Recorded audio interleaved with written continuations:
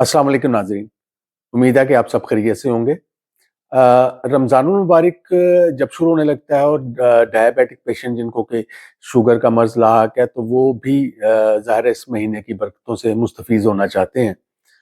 तो उनके लिए जो सबसे बड़ा चैलेंज होता है वो ये होता है कि हमने अपनी दवाइयों को कैसे सेट करना है, क्योंकि ज़्यादातर जो पेशेंट्स हैं वो मुख्तलिफ़ किस्म की दवाइयों पे होते हैं। उसमें ब्लड प्रेशर की दवाइयाँ होती हैं और ख़ास तौर पे शुगर की दवाएँ जो है ना, उनको किस तरीके से रमज़ान में यूज़ करना है, ये एक बहुत बड़ा चैलेंज बन जाता है। इसका बेस्ट तरीका तो ये है कि अभी चूँकि रमज़ान की आमद में 1-2 दिन बाकी हैं अभी, तो सबसे बेहतर बेहतर तरीका तो ये है कि आप अपने मुआलिज पे तशरीफ़ ले जाएँ और वहाँ पे जाके रमज़ान के हवाले से अपने डॉक्टर को कहें कि वो आपका एक तो रिस्क कैलकुलेट कर ले, जैसा कि हमने पिछली वीडियो में बताया था, और दूसरा आपको आपकी दवाइयाँ सेट कर दें। अगर आपके लिए भी अपने डॉक्टर पे जाना मुमकिन नहीं है, तो मैं आपको चंद मोटे-मोटे असूल समझा देता हूँ, जिसकी बुनियाद पे आप खुद से भी अपनी दवाइयों को सेट करके रमज़ान में रोज़े को बेहतर तरीके से गुज़ारने के काबिल हो जाएँगे। और उम्मीद है कि ये जो चेंजेज़ मैं आपको बताने लगा हूँ, इससे आपकी शुगर लेवल जो है वो कम नहीं होगी। तो हम ऐसे करते हैं कि जो दवाइयाँ हैं हमारी, उनको हम 2-4 मोटे-मोटे ग्रुप्स में डिवाइड कर लेते हैं और फिर हम उसके ऊपर, हर ग्रुप के ऊपर बात करेंगे ताकि आपको आसानी से इस बात की समझ आ सके कि आपने किस दवाई को कैसे लेके चलना है। पहला ग्रुप है सल्फोनिल यूरियाज़ का। सल्फोनिल यूरियाज़ के अंदर जो बड़ी मशहूर और मारूफ दवाएँ जो कि ज़्यादातर पेशेंट जिनको यूज़ कर रहे हैं, उसमें हमारी डायनिल आ जाती है, उसके अंदर हमारी गेटरिल आ जाती है, हमारी एमरिल आ जाती है, हमारी डायामाइक्रोन एमआर या डायामाइक्रोन प्लेन। ये 3-4 जो है बड़ी मशहूर दवाएँ हैं जिस पे पेशेंट है।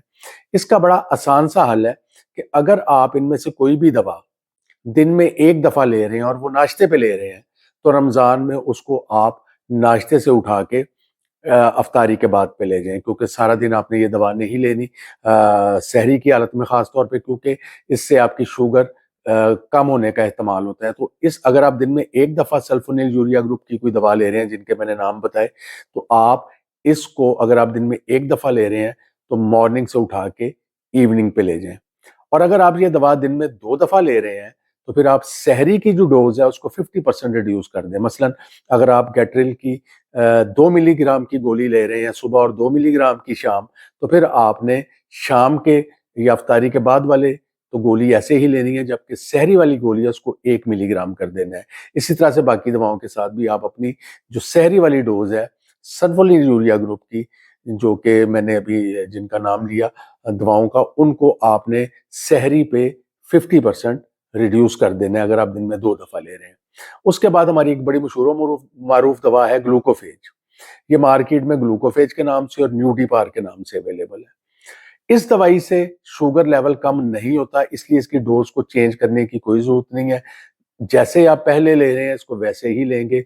अगर आप दिन में 2 दफ़ा ले रहे हैं तो दिन में 2 दफ़ा लेंगे, अगर दिन में 1 दफ़ा ले रहे हैं तो उसको उसी टाइम पे मॉर्निंग या इवनिंग जहाँ पे आपका दिल करे इसको आप ले सकते हैं। इसी तरह से फिर जो हमारा अगला ग्रुप है उसके अंदर उनको हम कहते हैं थायाजोलिडीन डाइऑन्स, टीज़ीडीज़। इसमें जो मारूफ दवाएँ इस्तेमाल हो रही हैं उसमें पोज़ है और पायोज़र है। इनकी डोजेस को भी चेंज करने की जरूरत नहीं है, जहां पे जैसे ले रहे हैं वैसे ही लेते रहें, क्योंकि इससे भी शुगर कम होने का एहतमाल नहीं होता। उसके बाद जो अगला ग्रुप है ये एक मॉडर्न ग्रुप है जो कि आजकल बहुत ज्यादा यूज हो रहा है। इसको हम कहते हैं SGLT2 इनहिबिटर्स।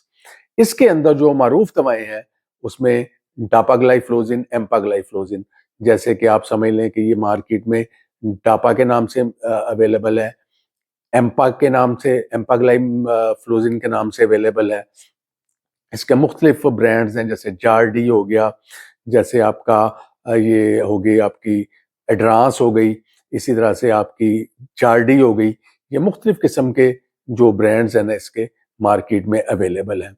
अच्छा, ये दवाइयाँ जो हैं ये थोड़ी पेशाब आवर होती हैं, जिससे ये एहतमाल ज़रूर होता है कि आपको सारा दिन आपको गला खुश्क होने की, मुँह खुश्क होने की और प्यास ज़्यादा लगने की प्रॉब्लम हो सकती है। अगर ये आपके डॉक्टर ने दवा आपको मॉर्निंग पे दी हुई है, तो इस दवा को उठा के इफ्तारी के बाद ले जाएँ, ताकि सारा दिन आपको पेशाब की हाजत ज़्यादा ना हो और उसके अलावा आपके शुगर में जो आपका जो मुँह का खुश्क होना है और प्यास का ज़्यादा लगना है, वो आपको उसकी ज़्यादा پرابلم نہ آئے. تو اس کو مارننگ سے اٹھا کے آپ ایوننگ میں لے جائیں, لیکن اس سے بھی شوگر لیول چونکہ بہت کم نہیں ہوتا, اس لیے صرف اس کا ٹائم چینج کر دینا کافی ہے. اور اگر یہ دوا آپ کو دن میں 2 دفعہ مل رہی ہے, ایک دفعہ صبح ایک دفعہ شام, تو آپ نے سحری والی ڈوز کو 50% ریڈیوس کر دینا ہے, ہاف کر دینا ہے. یعنی اگر آپ ڈاپا 10 ملی گرام لے رہے ہیں تو ڈاپا کو 5 ملی گرام کر دیں. اسی طرح اگر آپ ایڈوانس 25 mg لے رہے ہیں تو اس کو آپ 12.5 کر دیں. اس میں آپ کو اپنے حساب سے چینج کرنی ہے, لیکن اگر دن میں ایک دفعہ ہے تو صرف ٹائم چینج کریں, مارننگ سے اٹھا کے اس کو ایوننگ پہ لے جائیں. اب اس کے بعد ایک اور بہت مشہور و معروف دوا جو کہ بہت زیادہ یوز ہو رہی ہے, اور گلوکوفیج یعنی نیوڈیپار اور میٹفارمن گلوکوفیج کے کمبینیشن میں بھی یوز ہوتی ہے, وہ ہے سیٹاگلپٹن اور ویلڈاگلپٹن. سیٹاگلپٹن اور ویلڈاگلپٹن دونوں اگر آپ کسی دوا کے کمبینیشن میں نہیں لے رہے, سیٹاگلپٹن اور ویلڈاگلپٹن مختلف ناموں کے نام سے, ٹریویا اگر کمبینیشن میں ہے تو ٹریویا میٹ, اور اگر کمبینیشن میں نہیں ہے تو ٹریویا کے نام سے اویلیبل ہے. اسی طرح سے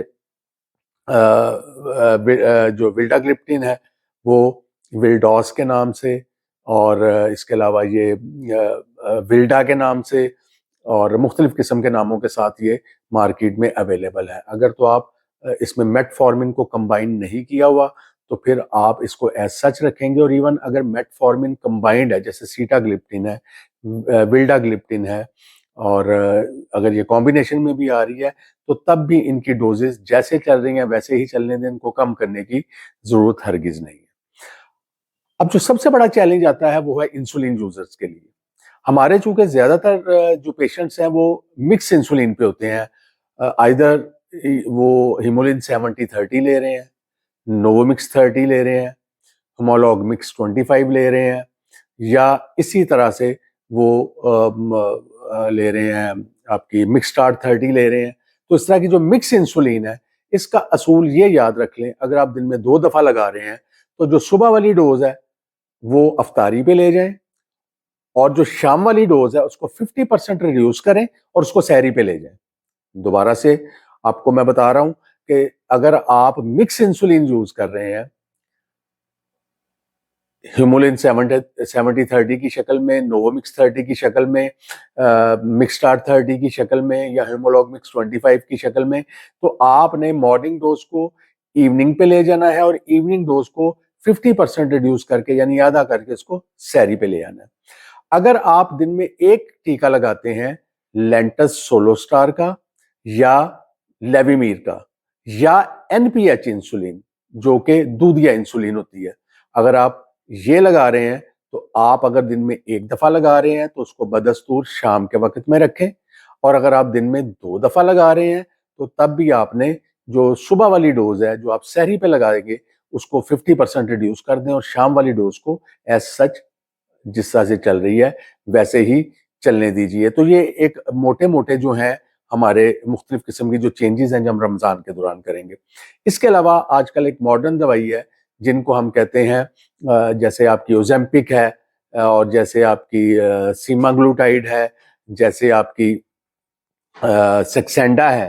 یہ ویٹ لاس بھی کرتی ہیں دوائیاں, اور یہ دوائیاں شوگر کے کنٹرول کے لیے بھی یوز ہوتی ہیں. اگر آپ ان میں سے اس گروپ میں سے کوئی دوائی یوز کر رہے ہیں, اور اس گروپ میں سے اگر آپ ان تینوں میں سے کوئی ایک دوا یوز کر رہے ہیں, اس گروپ کو کہتے ہیں GLP-1 انالوگس, اگر آپ ان میں سے کوئی دوا یوز کر رہے ہیں تو اس کو بھی ایز سچ اسی ڈوز میں جاری رکھیے گا, اس سے بھی شوگر کم ہونے کا احتمال بالکل نہیں ہوتا. امید ہے کہ یہ جو میں نے آپ کو موٹے موٹے اصول سمجھائے ہیں اس کے مطابق آپ کو انشاءاللہ اپنی ڈوز ڈاکٹر کی وزٹ کے بغیر آپ کو کنٹرول اپنی ڈوز کو ایڈجسٹ کرنے میں مدد ملے گی. اس کے علاوہ آپ کو کسی قسم کی بھی اس ڈوز کے حوالے سے, دواؤں کی ڈوز کو سیٹ کرنے کے حوالے سے کسی قسم کی بھی آپ کو کوئری ہوتی ہے, کوئی آپ کا کوشچن ہوتا ہے, تو نیچے کمنٹ باکس میں آپ مجھے اس میں کمنٹ باکس میں آ کے آپ اس کے بارے میں پوچھ سکتے ہیں کہ آپ کی دواؤں کو کیسے سیٹ کیا جا سکتا ہے. آپ سب کے لیے رمضان کی پیشگی مبارکباد. انشاءاللہ رمضان میں بھی آپ کے پاس رابطہ رہے گا. اپنا ڈھیر سارا خیال رکھیے گا. السلام علیکم.